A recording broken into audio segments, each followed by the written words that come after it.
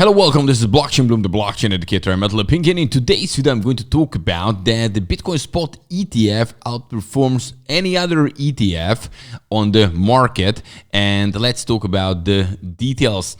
Then actually, the biggest Bitcoin transaction has happened in this year on the 16th of January when someone sent more than 15,000 Bitcoin. Let's talk about that as well.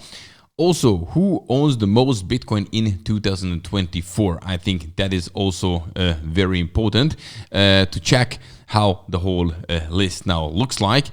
And the third thing I wanted to talk about, that please be aware of it, that more than 50% of altcoins die sooner or later. So it is extremely risky to invest in altcoins because the majority going to disappear. Guys, all this in today's video, and don't forget, every single day I'm making you fresh cryptocurrency and blockchain related videos here on Blockchain Bloom. So if you would like to stay up to date in this topic, simply subscribe to this YouTube channel and then you will get the notification as soon as a new video is out. So I keep you up to date, and also hit the like button, if you like this kind of content that I'm creating. It's a great feedback for me and also helps the channel. So thanks a lot. Let's do it.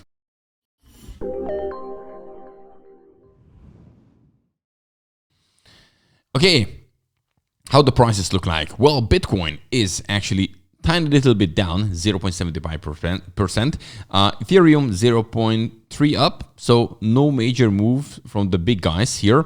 Bitcoin 42,604, while Ethereum 2,537 US dollar.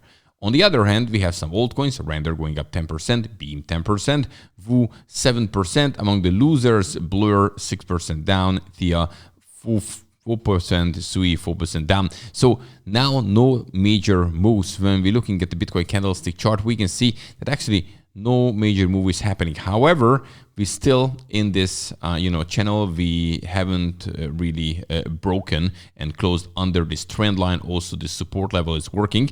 So it really looks like that now we're waiting for a moment to go up again. Or while we're going sideways, we can see some altcoins doing pretty well. So, something can always happen. It could be like, any bad news coming out, or, some big whale starts to dump and then people panicking and so on and so forth. So now we're waiting. Everybody is at the sidelines now waiting. So is it now going up? Or is it actually now crashing, going down? So this is now that moment, to be honest with you. But let's check couple of things, and also let's look at how Bitcoin spot ETFs performed in the first 3 trading days.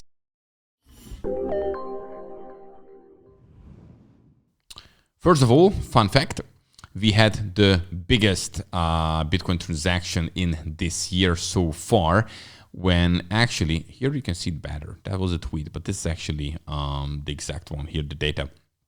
So somebody has sent, here you can see, more than 15,307 Bitcoin. In dollar terms, that more than 652 million US dollar in one transaction. And the transaction fee was 414 US dollar. You can see that such a small amount of transaction fee for such a big amount in dollar terms, for example. And this is a huge advantage of the Bitcoin network. Nobody's asking to who you would like to send that amount. That's tons of money. If you would do it through a bank transfer in a fiat system, A, there will be like tons of questions. B, it's going to take time, and C, it's going to be much more expensive. This took a couple of minutes, and somebody can receive it at the other side of the planet. And this is the reason why this decentralized system is great, and it is working very well since it has launched back in 2009, so in the last 15 years. And this is why actually now Bitcoin is getting hotter and hotter. And look at these transaction volumes. So in this article, we can see that Bitcoin ETFs top 3x daily volume of all 500 ETFs launched in 2023 combined in one day. So it happened on the 16th of January when the Bitcoin transaction volume, I'm talking about the spot ETF one, right? all of them together, it was 1.8 billion US dollar. And if we compare it to all 500 ETFs, which came out in 2023 in the United States, the volume on the same day for all 500 of them was 450 million US dollar. When we're looking at just the Bitcoin spot ETFs, that was 1.8. And actually the majority goes to Grayscale, BlackRock, and Fidelity. They own just them 1.6 billion US dollar. So this is how crazy it is. In the first 3 trading days, we had a 10 billion US dollar trading volume. And we do know that the big sale, I mean, those who get rid of it, because it's also part of the volume, was from Grayscale, because they decided that, okay, I don't want this 1.5% fee. Let's move to other places like BlackRock or Fidelity or some others and do this kind of business over there, because this is just simply very expensive. But we can see that this is actually big, and it is just getting bigger. We have just started. So everybody, just was waiting on the sidelines, and now, the commercials, one after another, coming out advertising Bitcoin to the boomer generation, to all kind of generation now in the United States. And guess what? When the people start to think that, okay, shall we now enter? Now it's actually approved, because we guys who are in the crypto, we actually were talking about it like on daily basis the last couple of months, that it will be an approval and so on and so forth. But the average Joe who actually is just doing their, thing with their brokerage account, just realized that, okay, the Bitcoin spot ETF is there, and now the advertising starts, and the broker starts to push it, that could be a great investment. So then they think about it and so on and so forth. So it takes time to, build, but already, the accumulating OTC going to dry out sooner or later. And then after that, it will have an impact on the price. This is just basically the same here. So this is the first thing I just wanted to tell. And then let's check who owns the most Bitcoin in 2024.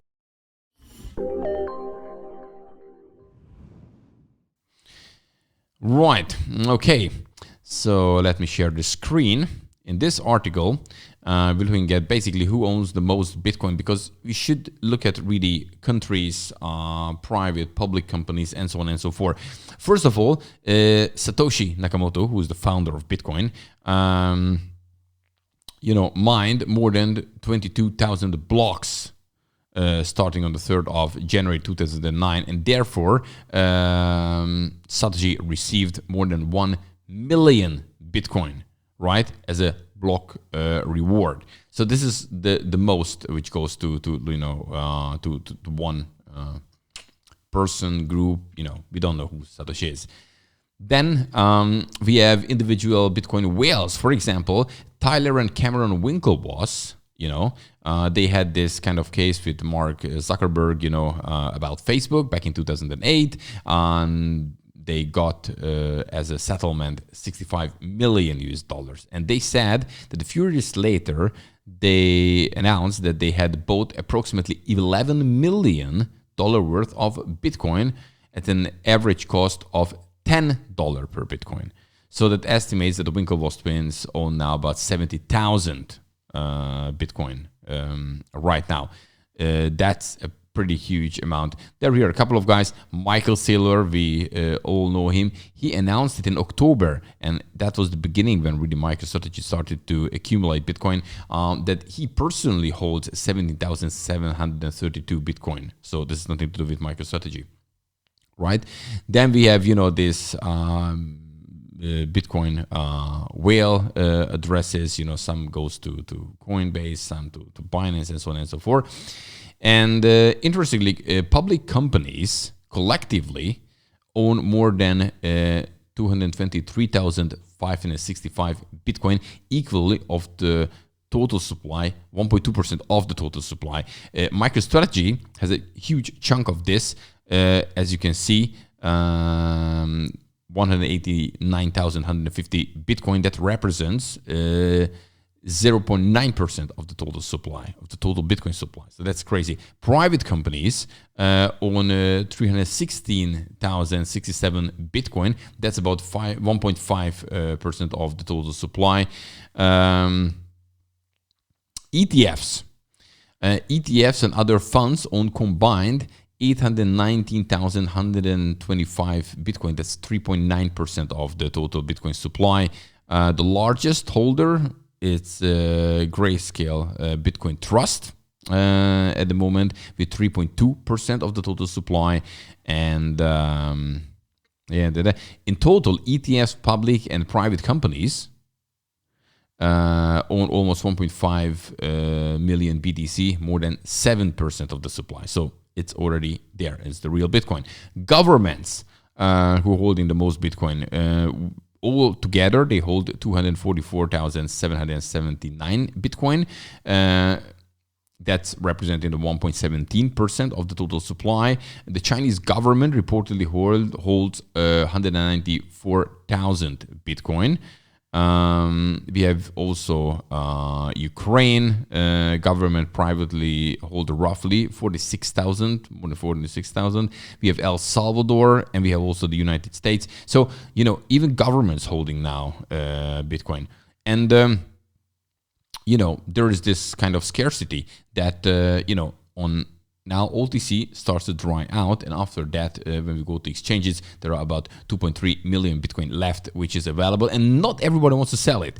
I would like to highlight it that many people just hold it on exchanges, but they're hodlers. They just don't want to store it on a hardware wallet and so on and so forth.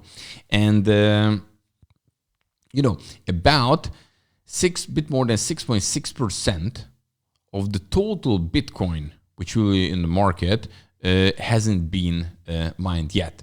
So the majority of it's out, more than 19.5 million Bitcoin.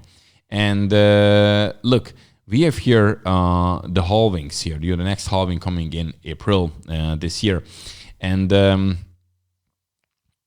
look, the after that, the block reward will be 3.125 Bitcoin, which enters in the system after every single block. So roughly speaking, 450 Bitcoin a day. After the fifth halving, it will be just a bit more than 1.5 Bitcoin every 10 minutes. And guess what? After 2032, it's going to be like less than a Bitcoin, which is right now, before the halving, 6.25. So the mined Bitcoin, it will be 99% mined by 2032. And this is actually a crazy number. If you just think about it, that the 100% going to be mined until 2140, right? And so there is now, you know, a need for Bitcoin. There's a certain amount of the market. There are the big guys now jumping in, starting to buy first OTC. That's why you don't see it in the price. But later on, they're going to move on, and then Bitcoin price going to higher and higher and higher. And yeah, there will be, of course, bear markets, you know, volatility and so on and so forth. You just have to be aware of it. So that's why we are at the early stage, but maybe 5-10 years later, we are in a totally different situation. We don't know the future, right? So this is not financial advice. This is just an idea you should think about. But be aware of it that altcoins are dangerous. And why I say that, even that you can massive gains in altcoins, for example, most of them going to die sooner or later.